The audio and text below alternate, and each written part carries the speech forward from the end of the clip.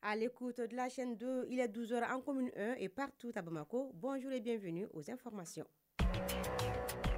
Infocité, le journal de l'info de proximité sur la 95.2. Vous l'avez sûrement constaté, aujourd'hui, il est difficile de circuler librement dans la ville dû à l'occupation anarchique des voies publiques par des marchands. Face à ces phénomènes, les autorités locales multiplient les actions pour dégager les emprises illégalement occupées et restaurer l'ordre urbain. Amadou Diallo nous en dira plus. Pour mieux comprendre les jeunes dans leur développement humain, il faut impérativement comprendre les enjeux de l'adolescence. C'est une période essentielle de la vie, tant sur le plan physique que psychologique. Dans un dossier signé Abibatou Traoré, nous en saurons plus.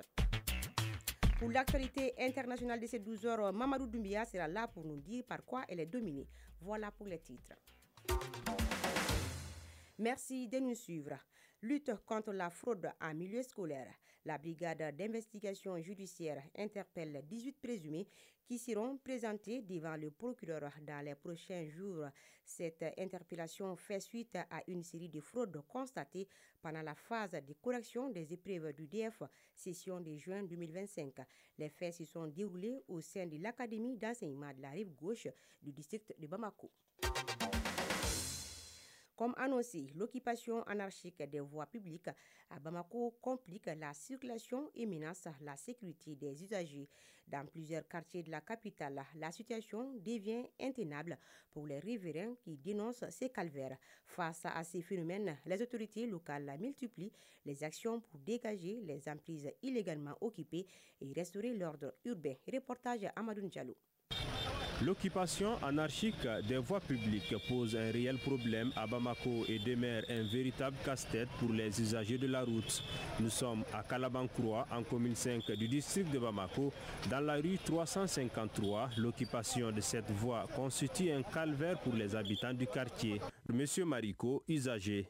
Vraiment, cette voie, quand on l'a aménagée, vraiment c'était une opportunité ou une aubaine pour nous qui venons chaque soir faire le footing ici. Mais malheureusement, à notre grande surprise, on s'est rendu compte qu'au niveau de plusieurs passages, une occupation anarchique des véhicules. Il y a même des gros porteurs. Il y a aussi les véhicules en stationnement illégal et il y a même aussi des gens, des matériaux de construction, ils viennent les déverser. Souvent pour passer, il faut descendre sur le goudron. Et tout le monde sait que par rapport à cette situation, il y a vraiment un danger.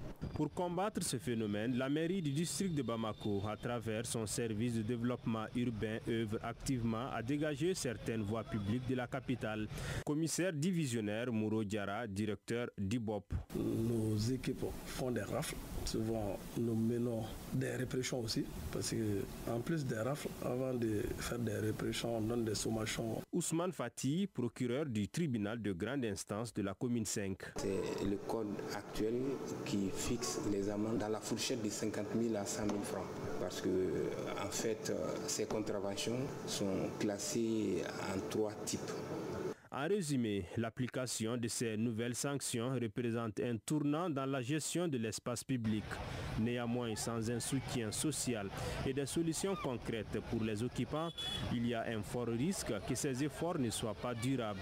Il est donc indispensable que tous les acteurs à tous les niveaux prennent conscience de la situation afin de freiner ce phénomène. Autre sujet, l'activité des arboriculteurs est aujourd'hui en plein essor.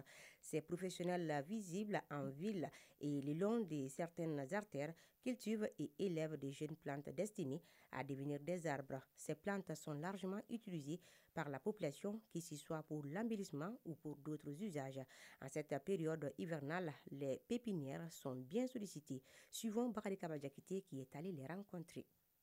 En cette période d'hivernage, les pépinières sont fortement sollicitées par une grande partie de la population. À l'image de Kali Koulibaly, un fidèle client des lieux depuis de nombreuses années.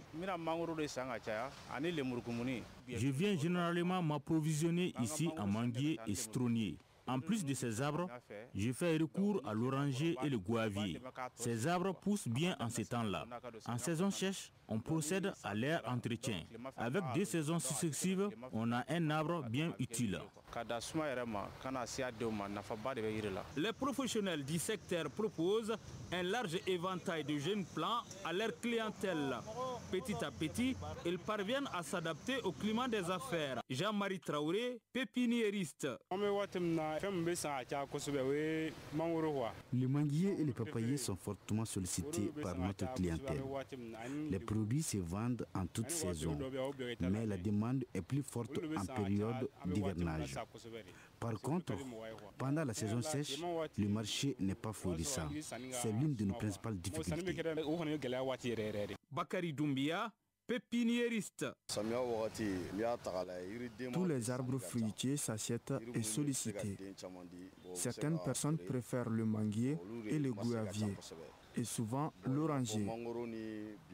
Dans leur entretien, on utilise le compost pour faciliter le travail. Beaucoup de ces arbres fruitiers sont surtout sollicités pour l'ombre qu'ils offrent. Le prix dépend du type et la qualité de l'arbre. Il existe différents types d'arbres, chacun ayant son importance. Cela traduit l'engagement des services des eaux et forêts dans ces combats, contribuant ainsi à notre évolution sociale, précise le colonel Draman Baro, directeur régional des eaux et forêts du district de Bamako. Il y a les plantations en ligne, il y a les plantations ombragées, il y a les plantations de restauration, il y a les plantations d'enrichissement, il y a les plantations de brise et autres. À chaque plantation a ses intérêts et ses avantages.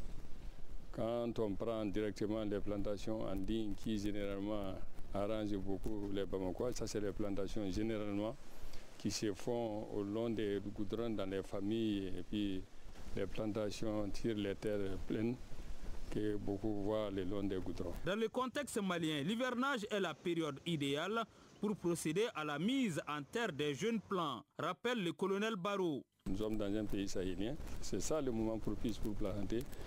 Et nous le faisons pour que les plantes bénéficient justement des avantages de la pluie, de la saison pluviale. Et ça permet aux plantes de faire une meilleure reprise.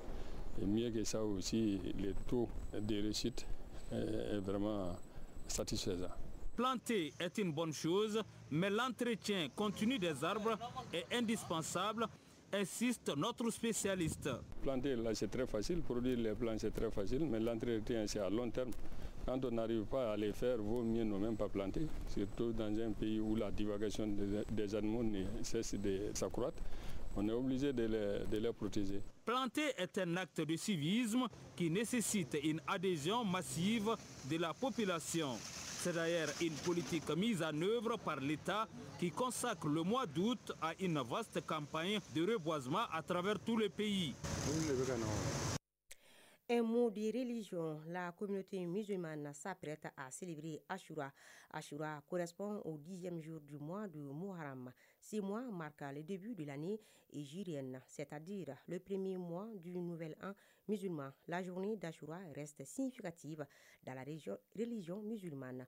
Pour connaître le sens et les raisons de la commémoration d'Ashura, nous proposons un extrait de l'imam Makiba, président du Haut Conseil islamique de Bamako et également président de l'Union des jeunes musulmans du Mali, Ijuma. Il est au micro de notre reporter Samba Sanogo. Le prophète, quand il est quitté Mecque, allé à Médine, il a trouvé que c'est les Juifs qui adorent cette journée d'Ashura. Il a dit pourquoi? Ils ont dit parce que dans ces jours-là, le prophète Moïse a été sauvé contre Pharaon. Il a dit, Moïse c'est nous.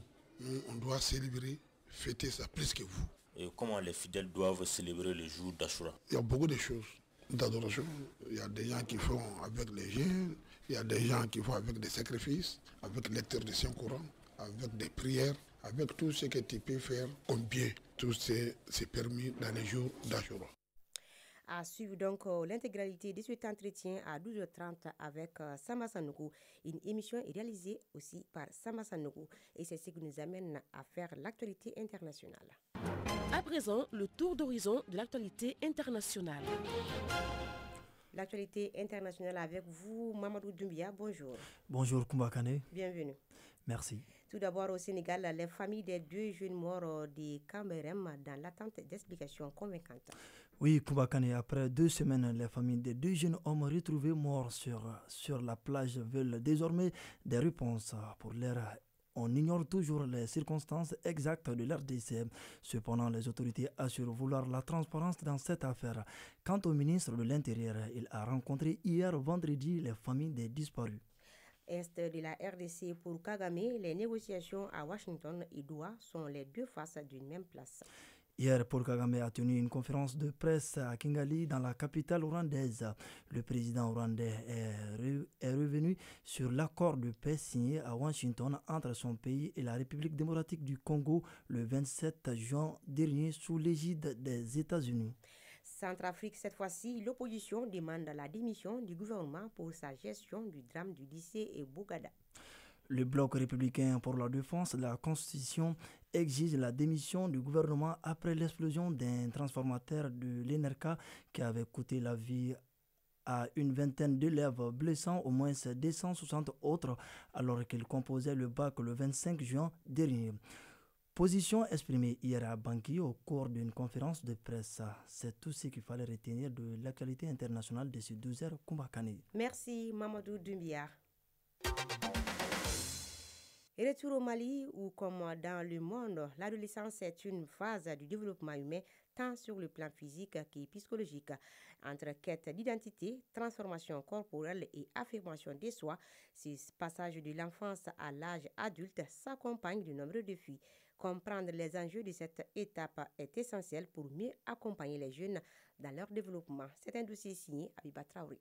L'adolescence débute généralement autour de 11 ou 12 ans et peut se prolonger jusqu'à 18 ans, voire 20 ans selon les individus. Elle marque l'entrée dans la puberté avec des changements physiques visibles. Ces transformations peuvent être vécues comme un bouleversement profond de l'image de soi, explique Sangaré Signé, psychologue spécialisé en accompagnement des adolescents. C'est une période, n'oublie pas qu'il y aura un développement au niveau cognitif, au niveau mental, au niveau moral et même souvent l'accès à la loi, puisqu'il va quitter les 11-12 ans vers 17-18 ans, veut dire qu'il va rentrer maintenant dans l'âge adulte. Il faut qu'il soit préparé à comprendre un peu, c'est-à-dire les lois spirituelles, les lois juridiques, comme les lois de la comptabilité. Et c'est une période de la transgression de nos cultures. Il faut franchement aider l'enfant à assimiler ces connaissances-là. L'adolescence est une période difficile pour beaucoup d'enfants.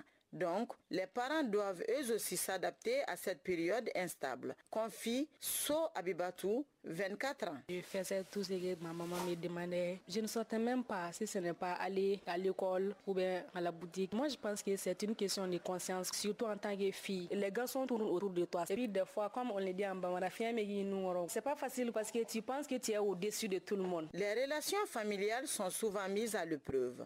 Sako Mariam Sako, mère de 2 adolescents, témoigne. C'est pas du tout facile avec les adolescents. Il faut agir souvent avec beaucoup de délicatesse, c'est-à-dire avoir un temps de communication et d'échange avec eux, être à l'écoute souvent, sans juger. Et parfois, il faut être intraitable sur certaines questions. Par exemple, l'éducation, le respect des aînés et autres. Mais qui de mieux que des adolescents pour parler de ce qu'ils vivent? Traoré Nama 12 ans et Traoré Azara 13 ans raconte.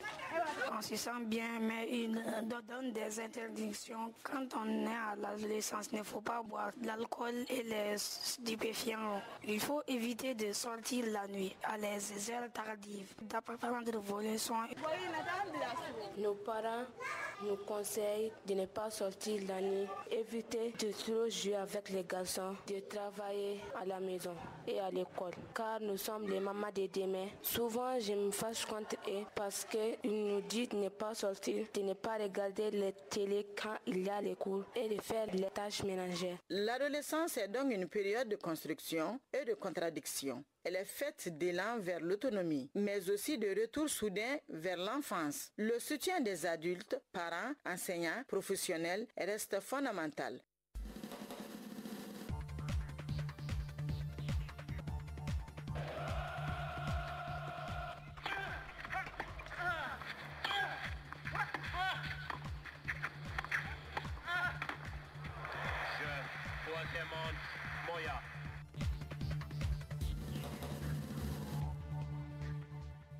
Vous l'aurez compris, place au sport.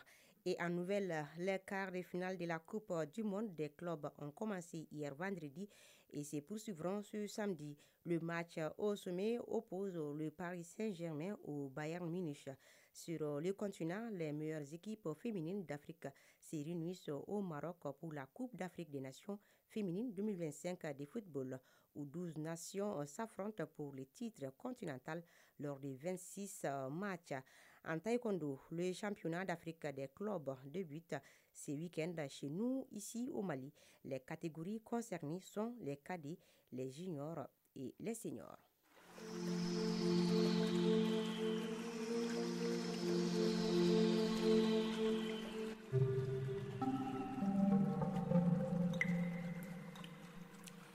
Clin d'œil à la météo, à 12h15, le thermomètre affiche sur Bamako et environ 30 degrés Celsius. La maximale attendue sera de 33 degrés Celsius. Et quant au soleil, il se couchera à 19h02. C'est la fin de ce journal qui vous a été présenté par Aïssata Dit Koumbakani. Réalisation Samba Sanogo, mise en onde Penandawa, mise en ligne Badjitouri, coordination éditoriale Cédou Traoré et Djefa Diarra. Grand merci à vous aussi de votre attention. Passez un excellent moment de radio en compagnie de la chaîne 2.